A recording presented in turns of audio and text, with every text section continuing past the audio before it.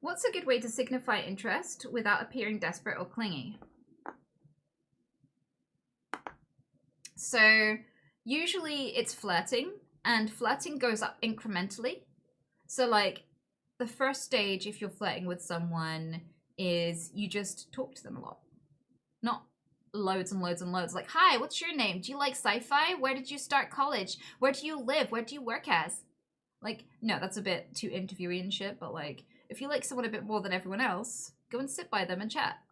Like, if you, like, just casually, just normally, not asking, hey, do you have a boyfriend? And sitting next to them, like, that's a bit creepy. But like, if you're in a social setting and there's loads of people talking to each other at a party or whatever, and you walk over to them and go, hi, what's your name? I haven't introduced myself to you yet.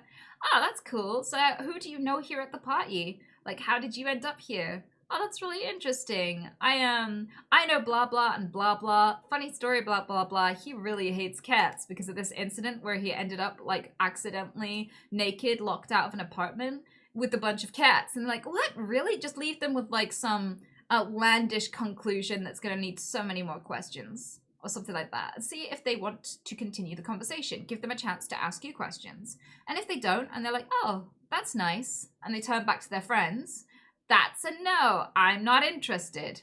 Don't continue trying to strike up conversation. Go, well, it was good to meet you, bye.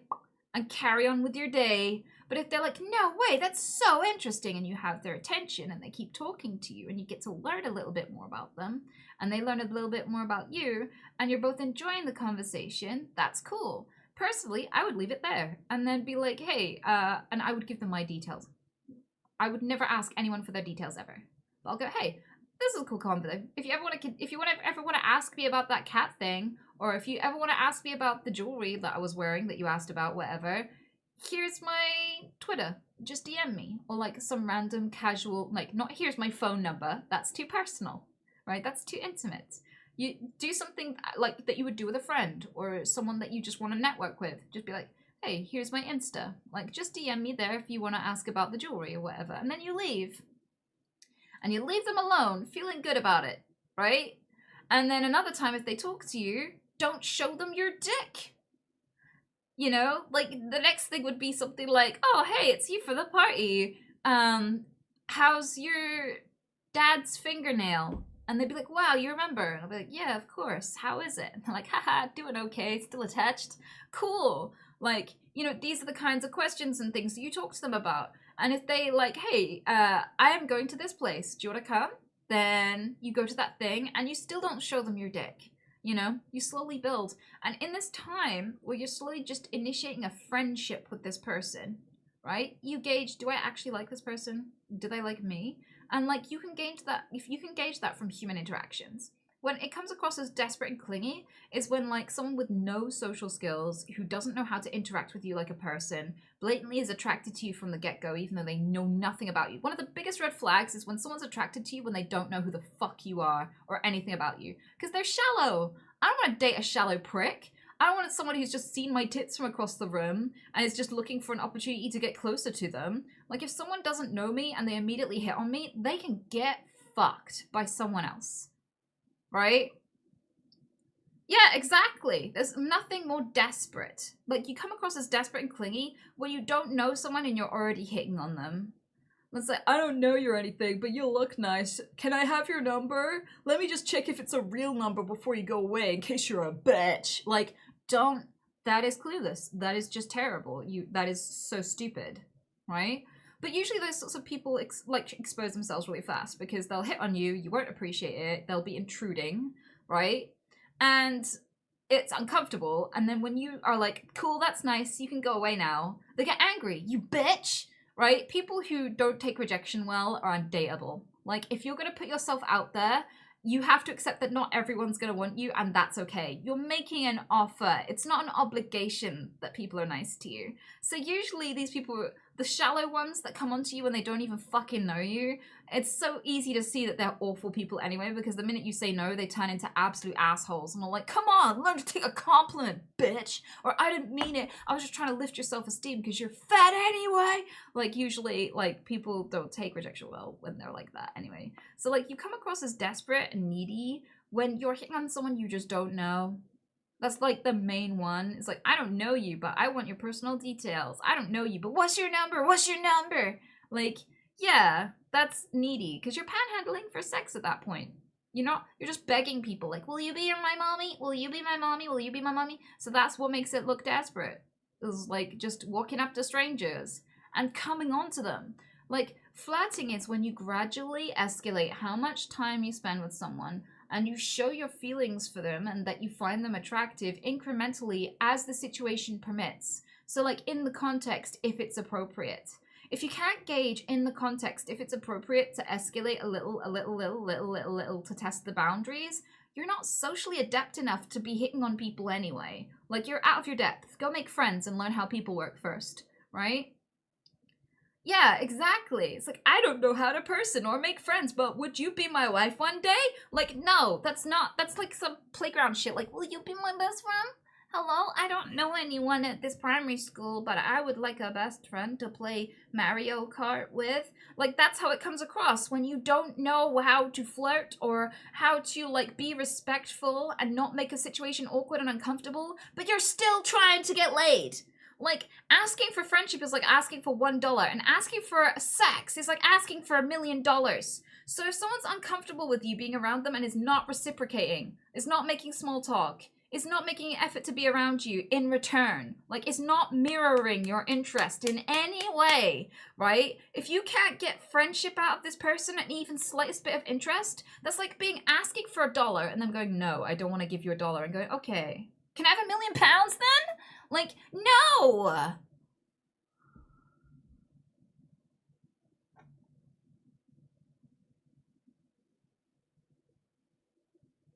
Yeah, exactly. So that would be how you come onto someone without looking desperate. If people don't like you because you are knowledgeable and you take things into account and you are prepared for bad things to happen, not scared that bad things will happen. Seatbelt like. You got a seatbelt attitude. You don't wear a seatbelt because you think you're about to crash your car. You wear a seatbelt because you never know when you're going to crash your car. And it's better not to die if that ever does happen, right? So by the same token, like, when you've learned why people have name tattoos on their body, you learn from that. And you treat people accordingly. Like, you can be my friend. I can enjoy your company. But I think I would go for someone relationship-wise who makes better personal decisions. Right? Because you might be a really great partner for somebody, but personally, it would make me more secure to get with someone who thinks about the long term.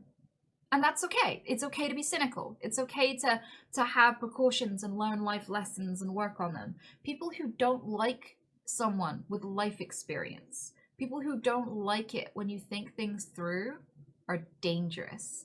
If they want you to be ditzy, and they want you to be a cool girl, and they want you to be less cynical, they don't like people with wisdom and experience, and they find it intimidating that they can't manipulate you. Like, it's always a red flag when people don't like you having life experience. If that's repulsive to someone, they want to hurt you. They want to abuse you. They want to manipulate you. They don't like savvy people. Be savvy. It's like the difference between dog people and cat people. Most people don't like cats because when people are like, oh, I don't like cats, it's usually because they don't like people with self-respect who can leave. They like someone who's going to approve of you no matter what you do, right? They don't like having to mutually respect someone. And a cat, it has to be mutual. A cat can be like, well, I can get food anywhere. Why should I like you specifically? Like, you have to earn their respect and keep it. Whereas a dog, you could treat a dog like shit and they will still see you as master. A dog will give you obedience and they will give you love out of obedience. But a cat, it's reciprocal. They can leave. They can do what they want. They have to specifically like you. And if that makes you feel vulnerable and you don't like it because you're like, what if this cat abandons me? Then that's not actually about cats. That's about you wanting to be needed rather than wanting, like, that's about you not wanting to respect someone else, but just needing them to like you. So, like, for me, I kind of feel like I'm a cat person, not a dog person. And this is why I probably wouldn't go for, like, a really young partner. Like, I wouldn't go for, like, an 18-year-old or some shit like that. Because experience doesn't repulse me and doesn't threaten me either. I know that I would have a good relationship with someone and that if they had loads of life experience, they wouldn't They wouldn't know better. Like, that's what scares me about, like, when guys review women and they're like, I prefer younger girls because they're hotter and they have less life experience, so they're more easy to train, they're more obedient, they're more submissive. Older women are less submissive. And when people say that, it scares me because it's like those older women probably were young and dumb and submissive, but it obviously didn't work out for them or make them happy if they're now older and would never do that again. If if women are supposedly naturally submissive and as they get older they aren't submissive or appealing anymore in that respect, it means that being submissive doesn't work for them. It means that when men have been leaders in their relationship, it hasn't worked out for them and they haven't enjoyed it and it's actually been quite horrible for them. So, like, doesn't that say that being submissive is bad for women in a lot of cases? If progressively the trend is they drop that behavior if they ever had it. Like, if that's something that older women know better than to do, then obviously it's a bad decision for women, not something that comes naturally, right? So, like, in these situations, I don't know, like, I kind of celebrate cynicism to an extent, if that's what you want to call it. I celebrate both men and women, no matter who you are, doesn't matter where you're from, no matter what age you are, learning about people, learning about red flags, going for people who have lots of green flags, being able to, because like one of the first things you're asked when you have a friendship or a family member or a relationship that crumbles is, why didn't you leave? Why didn't you see all those red flags? So I applaud anyone who learns what red flags are and learns about boundaries, learns how to thrive, learns how to find an equal. Find someone that they can look across to, not down at or up to, but someone who like enriches their lives and they can enrich that person's life too. Like, that is such a basic principle. And so yeah, I talk about what I've learned. And I definitely learned that if someone is gonna be putting like Dave and then crossing it out and then putting Cindy and then crossing it out, that I personally don't want to be Anita crossed out on someone's arm. I don't want to be like immortalized as another regret that some girl is trying to look at away from while they're having sex someday in the future. Like, his next girlfriend's like got her arm on his arm so that she doesn't have to look at his like entire fucking bedroom history. Like, I don't want to be another name on that list personally. That's not my idea of a good time. Well, that's kind of sweet. I kind of feel like it's definitely a green flag when you can openly talk to your partner about previous relationships. That, like, when you have a partner who doesn't need to pretend you're a virgin in order to be okay. Because, like, one of the things about your partner having a past is, yeah, they've met other people, loved other people, and now they value you. It shouldn't make you feel insecure that they had exes, because if they preferred their ex, they'd still be with their ex. And if you weren't good enough, they wouldn't have gotten with you if their ex was so much better that you look bad. Like, why would they downgrade? like, it's obvious that people are going to have sexual experiences and figure themselves out through those sexual experiences. If you're with a person romantically and the relationship breaks down and ends amicably, and then some months pass and they want to reestablish the relationship, would you then care what they do with other people in the intermediate? Yes and no. I think personally I'm kind of the opinion that if you break up with someone, you should stay broken up with them. If the relationship was already collapsing in the first place and you keep getting back together and then not back together and then on and off again and all that stupid shit, then you're basically killing the relationship with a cheese grater instead of a knife. So it's just slower and more painful and harder to heal. So personally, I wouldn't get back with an ex. But like, if I was the type of person who did get back with an ex, I probably wouldn't. I probably would be. I would want to know who they'd seen between, because like, it can reveal a lot. Like, I had an ex try to get back with me after a long period of time. Like, well, I say a long period, after a few months. And there was this girl that he would not shut up about when we were in the relationship. And I was like, you're totally not over this girl. And he's like, no, it's not like that. And then, like, as soon as we broke up, he was trying to get back with her. So, like, if it turned out that we had broken up and they had gone and slept with that girl and then he'd try to get back with me again, that would be, like, a solid definitely uber no. Like, that would be, like, you just wanted a break to go and have a fling with that girl you're obsessing with. Fuck off. And, like, there's other things, like, what if they'd had loads of unprotected sex with a bunch of people to try and get over you and then still couldn't get over you? It's like, well, are you gonna get tested? Like, are you gonna make sure you don't have any STDs? Like, I would want to know in that circumstance, like, have you been sleeping around? And if so, like, I would need to know and you would need to get tested. That's important information. So, of course, that's a reason to care. Also, if you broke up with them and then the next day they fucked someone else, they obviously don't value you and don't give a shit about you because they're like, that they move on really fast. So if you're really that disposable, like there's no point re-inviting this person back into your life.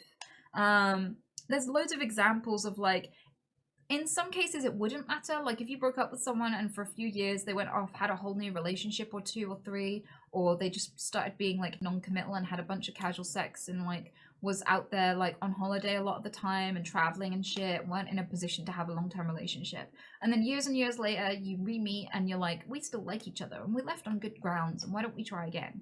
Like in that circumstance, I'm not sure it would matter in any other way than like, hey, if you've been recently tested for STDs and you're fine, why should I care? But like there are lots of other situations where it would matter a lot more. Like for example, what if they got in a relationship and then they cheated on their partner and their partner left them? And then they try to get back with you. It's like, well, now I know you're a snake. Why would I want you? Like you betray people. I don't want to be the next person you cheat on. Or like, I don't know, what if they got done for domestic violence since they last saw you? Like, of course there's a reason to look into someone's sexual history if you're thinking about getting back with them. But I feel like that still applies as well if you're just getting with someone new too, to understand and get grounds for like, what are you expecting of me? Do you want this to be like a fling, or do you want this to be like a long-term relationship? How good at long-term relationships are you? Like, have you cheated on people in the past? Do you betray the people you love? Like, have you ever hit a person in the past? Like, that stuff should matter to you anyway. I'm not too worried about body counts. Like, I don't think that any good person really is. Like, I feel like it's a weird thing to obsess over. But, like, when it comes to how people treat their partners and, you know, their relationship with sex, not in a how much sex have you had, but, like, what does it mean to you? Do you feel like you're degrading people you penetrate, for example? Because I don't want to feel like you're degrading me. These sorts of things. Like, what's your relationship and attitude towards sex? I feel like those sorts of things matter so much more. So yeah, it's a complicated answer. In some ways, it doesn't matter at all, and in other ways, it matters a fuck ton, especially if you're getting back with someone.